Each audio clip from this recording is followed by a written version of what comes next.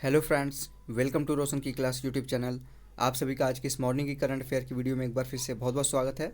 आज की इस मॉर्निंग की करंट अफेयर की वीडियो में हम देखेंगे 16 अप्रैल 2021 के टॉप 10 करंट अफेयर, जो कि अगर आप किसी भी एग्ज़ाम की प्रिपरेशन कर रहे हैं, super TET, UP TET, railway या फिर आप बैंकिंग से रिलेटेड तैयारी कर रहे हैं, एसएससी की एग्ज़ाम्स की तैयारी कर रहे हैं, तो आप सभी के लिए जीके जीएस और करंट अफेयर उतना ही सभी पार्ट उतना ही इंपॉर्टेंट है जितना मैथ और रीजनिंग और इंग्लिश है। तो करंट अफेयर डेली बेसिस पे अगर आप लोग मॉर्निंग में देखना चाहते हैं टॉप 10 करंट अफेयर, उसके साथ एक्स्ट्रा फैक्ट मैं दिखाता हूँ जिसमें आप लोगों का स्टैटिक पोर्शन भी उस क्वेश्चन से जुड़ा हुआ आप लोगों का डेली बेसिस पे तैयार होगा। तो अगर आप लोग डेली बेसिस पे करंट अफेयर देखना चाहते हैं टॉप 10, तो रोशन की क्लास यूट्यूब चैनल से जुड़ सकते हैं। जुड़ने के लिए कुछ नहीं करना है, नीचे लाल कलर का जो सब्सक्राइब बटन है उस पर क्लिक करना है और साथ ही साथ बेल आइकन को दबा के रखना है, जिससे मैं हर दिन जब मॉर्निंग में आप लोगों के लिए 6 बजे से लेकर 7 बजे के बीच में एक वीडियो आप लोगों के लिए टॉप 10 करंट अफेयर का अपलोड करूँ, तो उसकी नोटिफिकेशन आप तक पहुँच जाए। और वीडियो देखने के बाद अगर आप लोगों को वीडियो पसंद आती है तो प्लीज़ इस वीडियो को लाइक करिएगा। और अगर इस वीडियो की पीडीएफ चाहिए आप लोगों को तो नीचे कमेंट बॉक्स में, डिस्क्रिप्शन बॉक्स में मैं लिंक दे दूंगा, वहाँ से जाके आप बिल्कुल फ्री है डाउनलोड कर सकते हैं। अब चलते हैं हम पहले क्वेश्चन की तरफ। पहला क्वेश्चन है, हाल ही में किस देश ने जॉनसन एंड जॉनसन के कोविड-19 वैक्सीन के रोल आउट को निलंबित कर दिया है? तो यहाँ पे जॉनसन एंड जॉनसन का कोविड-19 वैक्सीन था, उसको यहाँ पे निलंबित किया है दक्षिण अफ्रीका ने। यह निर्णय US centre of disease control and prevention CDC और एफडीए द्वारा Johnson and Johnson covid vaccine के उपयोग में रोक की सिफारिश के बाद लिया गया है। तो दक्षिण अफ्रीका ने कोविड-19 वैक्सीन जो है जॉनसन एंड जॉनसन कंपनी की, उसको निलंबित किया है, याद रखिएगा। राजधानी है दक्षिण अफ्रीका की, 3 राजधानियां हैं, याद रखिएगा। दक्षिण अफ्रीका ऐसा देश है जिसकी 3 राजधानियां हैं, केप टाउन, प्रिटोरिया और ब्लोम फोन्टेन। 3 राजधानियां, याद रखिएगा। दक्षिण अफ्रीका ऐसा देश है जिसकी 3 राजधानियां हैं। मुद्रा है दक्षिण अफ्रीकी रैंड और राष्ट्रपति हैं सिरिल रामाफोसा। दक्षिण अफ्रीका के राष्ट्रपति हैं सिरिल रामाफोसा। मुद्रा है दक्षिण अफ्रीकन रैंड। दूसरा क्वेश्चन है, किसे वॉल्ट डिज्नी कंपनी इंडिया और स्टार इंडिया के अध्यक्ष के रूप में नियुक्त किया गया है? तो के माधवन जी हैं, इनको वॉल्ट डिज्नी इंडिया और स्टार इंडिया के अध्यक्ष के रूप में नियुक्त किया गया है हाल ही में।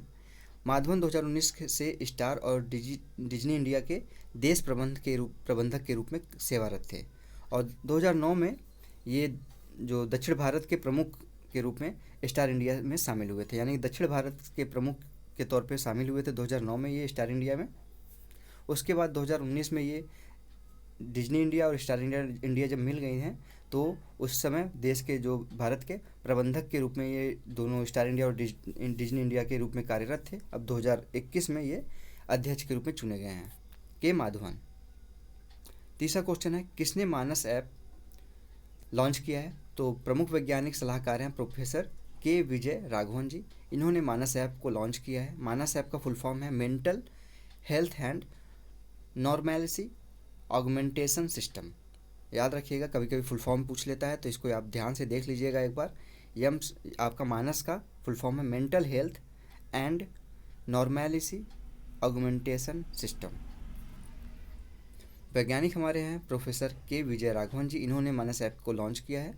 ऐप विभिन्न राष्ट्रीय मंत्रालयों द्वारा विकसित विभिन्न इंटरफेस के साथ विभिन्न मंत्रालयों वैज्ञानिक रूप से मान्य स्वदेशी उपकरणों के स्वास्थ्य और कल्याण प्रयासों को एकीकृत करता है।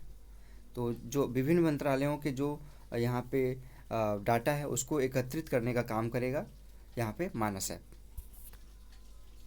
अगला क्वेश्चन है, नीति आयोग अटल इनोवेशन मिशन यानी कि AIM लगातार ये 10 से 15 दिन के अंदर तीसरा ये करंट अफेयर में शामिल होने वाला क्वेश्चन है। अटल इनोवेशन मिशन से यानी कि AIM से किस फाउंडेशन के साथ एक समझौते पर हस्ताक्षर किया है? तो यहाँ पे दसाल्ट सिस्टमीज फाउंडेशन है, उसके साथ नीति आयोग के जो यहाँ पे पहल हुई है, नीति आयोग का एम अटल इनोवेशन मिशन, इसने एक समझौते पर हस्ताक्षर किया है दसाल्ट सिस्टमीज फाउंडेशन के साथ। इस सहयोग का लक्ष्य देश भर में के युवाओं में नवाचार के डिजिटल समृद्धि पारिस्थितिकी तंत्र प्रदान करने की दिशा में संयुक्त रूप से कार्य करेगा। नीति आयोग का यहाँ पे बात किया जाए तो इसकी स्थापना की गई थी 1 जनवरी 2015 में। मुख्यालय नई दिल्ली में है। अध्यक्ष नरेंद्र मोदी जी हैं, या फिर आप कह सकते हैं प्रेजेंट टाइम में अध्यक्ष हमारे नरेंद्र मोदी जी हैं। और नीति आयोग के जो अध्यक्ष होते हैं वो देश के प्रधानमंत्री होते हैं। तो जो भी देश का प्रधानमंत्री होगा भारत का, वो नीति आयोग का अध्यक्ष होगा। उपाध्यक्ष हैं डॉक्टर राजीव कुमार जी और सीईओ हैं, चीफ एग्जीक्यूटिव ऑफिसर हैं अमिताभ कांत जी। पांचवा क्वेश्चन है, हाल ही में किसने राष्ट्रीय अनुसूचित जाति आयोग के ऑनलाइन शिकायत प्रबंधन पोर्टल का शुभारंभ किया है?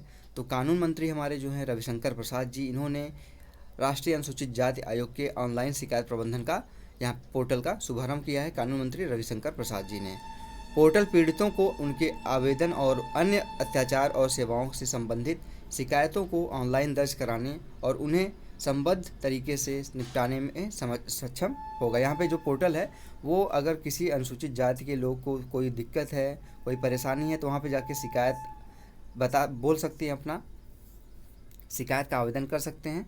और उनके साथ अगर कोई अत्याचार हुआ है या फिर उनको किसी प्रकार की सेवा की ज़रूरत है शिकायतों के अनुसार, तो उनको ये पोर्टल सुविधा प्रदान करेगा।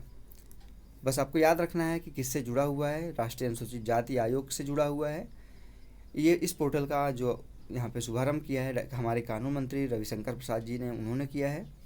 और राष्ट्रीय अनुसूचित जाति आयोग यानी कि NCSC, national commissions for scheduled caste, इसकी स्थापना की गई थी 19 फरवरी 2004 को। मुख्यालय है नई दिल्ली में। इन सब चीज़ों को याद रखिएगा।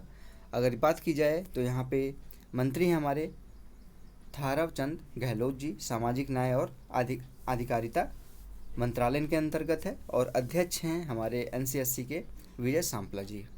ये क्वेश्चन पूछा जा चुका है कि NCSC के अध्यक्ष कौन है? विजय सांपला। अभी RRB NTPC का जो आपका एग्ज़ाम चल रहा है उसमें लास्ट फेज, छठे फेज में ये क्वेश्चन लास्ट के 1-2 दिन में पूछा गया था, तो सोच सकते हैं कितना इंपॉर्टेंट होता है ये सब क्वेश्चन।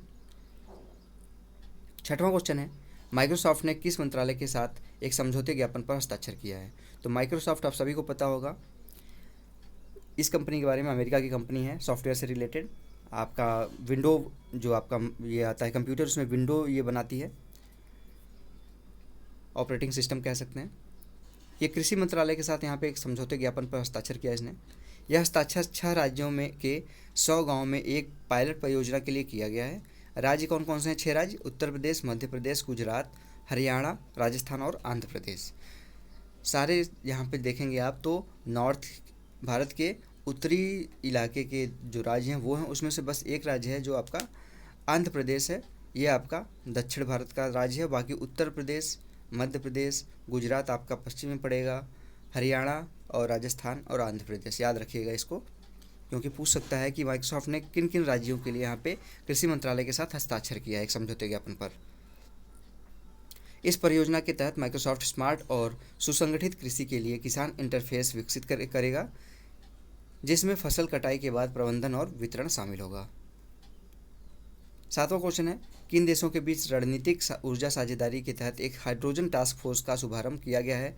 तो अमेरिका और भारत के बीच यहाँ पे ऊर्जा साझेदारी के तहत हाइड्रोजन टास्क फोर्स का यहाँ पे गठन किया गया है, अमेरिका और भारत के देश के बीच। इसकी घोषणा अप्रैल 2021 में हाइड्रोजन इकोनॉमी नई दिल्ली डायलॉग 2021 नामक हाइड्रोजन राउंड टेबल के उद्घाटन संस्करण में की गई थी। 8वां क्वेश्चन है, किस देश द्वारा 2022 में चंद्रमा पर रोवर राशिद भेजा जाएगा? अब राशिद से आपको नाम से ही पता चल रहा है कि कोई मुस्लिम कंट्री होगा, तो बिल्कुल जी सही जवाब है इसका।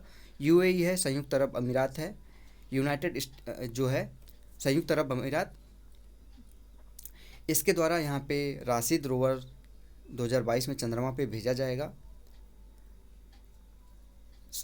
जो किससे भेजा जाएगा अगर पूछ सकता है तो यहाँ पे आई स्पेस एमिरेट्स जो आपका चंद्रयान है उसके द्वारा राशिद रोवर को चंद्रमा पर पहुँचाया जाएगा।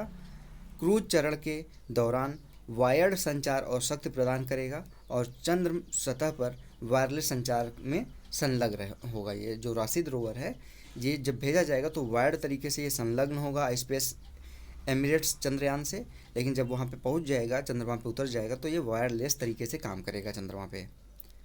राशिद याद रखिएगा, नाम जो रोवर भेजा जा रहा है चंद्रमा पे UAE के द्वारा, राशिद नाम है, इसको बस इतना याद रखिएगा। UAE की राजधानी अबू धाबी है, राष्ट्रपति हैं खलीफा बिन जायद अल नहयान। 9वां क्वेश्चन, हाल ही में किसके द्वारा शिकारा रैली का आयोजन किया गया? तो शिकारा रैली का आयोजन किया गया पर्यटन मंत्रालय द्वारा। श्रीनगर की डल झील में 14 अप्रैल 2021 को 50 से अधिक नौकाओं की एक शिकारा रैली का आयोजन किया गया। तो शिकारा रैली जो है वो 50 से अधिक नाव की रैली थी और इसका आयोजन श्रीनगर के डल झील में किया गया है 14 अप्रैल 2021 को पर्यटन मंत्रालय के द्वारा।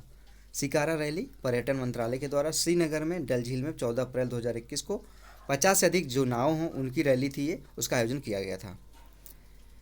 रैली को कश्मीर इंटरनेशनल कन्वेंशन सेंटर में पर्यटन विभाग के निदेशक ने हरी झंडी दिखाकर रवाना किया। यह रैली भारत की स्वतंत्रता की 75वीं वर्षगांठ के अवसर पर आज़ादी के अमृत महोत्सव समारोह का एक हिस्सा है।